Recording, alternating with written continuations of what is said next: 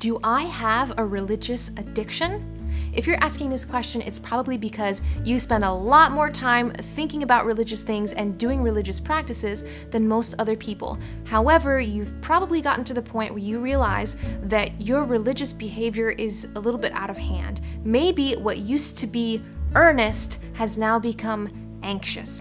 Well, I'm here to tell you that there is a name for this, but it's not religious addiction. It's something else. Let's jump in.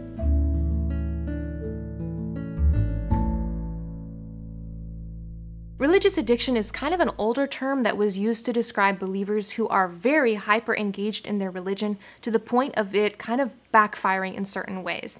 Now, the old term religious addiction was very inaccurate because it didn't really describe what was happening.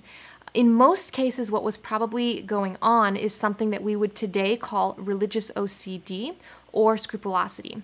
So what this is a obsessive compulsive disorder manifesting its brain patterns in the life of someone's religious beliefs. Obsessive compulsive disorder does manifest in multiple different ways or themes, as we say. Typically, the anxious patterns of OCD, they kind of just clamp on to whatever you find most meaningful in life. So if cleanliness is the most important thing to you, you might get obsessions about contamination. But if God is the most important thing in your life, then you're probably going to get obsessions and compulsions about your religion.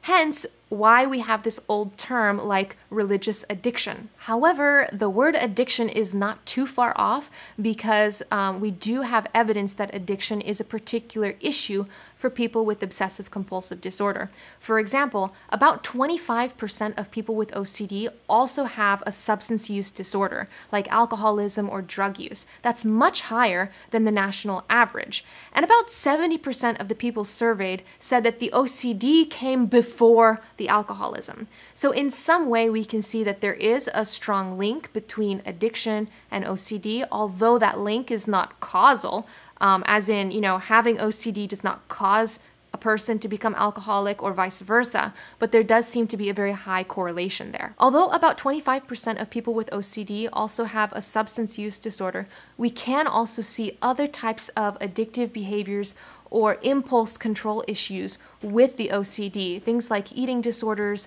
or promiscuity, sometimes things like hoarding. These types of behaviors where a person just can't stop themselves or hold themselves back can be seen along with the OCD. Again, not as a cause or an effect, but simply as a correlated item. The Bible tells us to flee youthly lusts and to have self-control. So although an out-of-control religious experience might make you appear a bit pious and holy compared to others in your faith community, in the long run, we know that this is not the experience that God is calling us to. God calls us to have self-control. So even if we come to something like our faith and we have no control over it and we're completely victim to an obsessive compulsive mindset that's just pushing us into quite a toxic form of spirituality, we know that that's not God's plan. Just because something has the appearance of religion does not mean that that's God's will for us. God wants us to have an experience with Him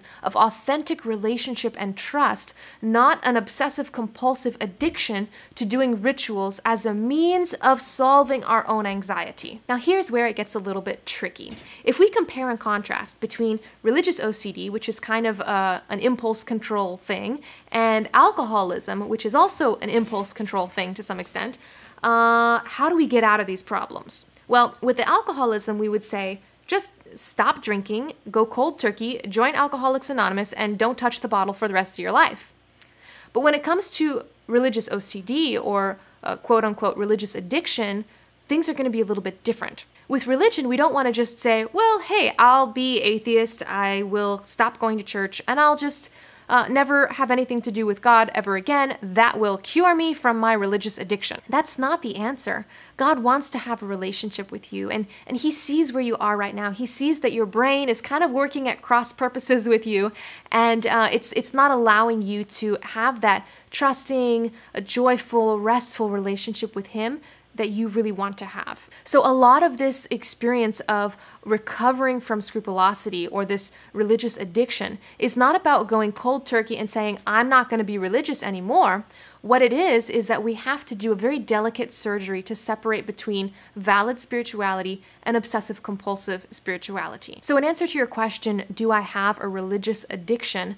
I would say probably not in the traditional sense that you would think of that term.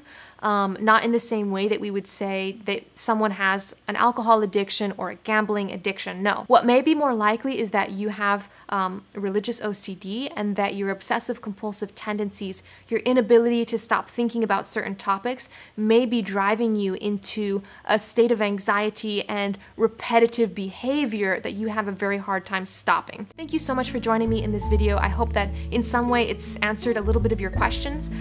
You're welcome to subscribe to the channel if you enjoyed it, and we hope to see you back here next time.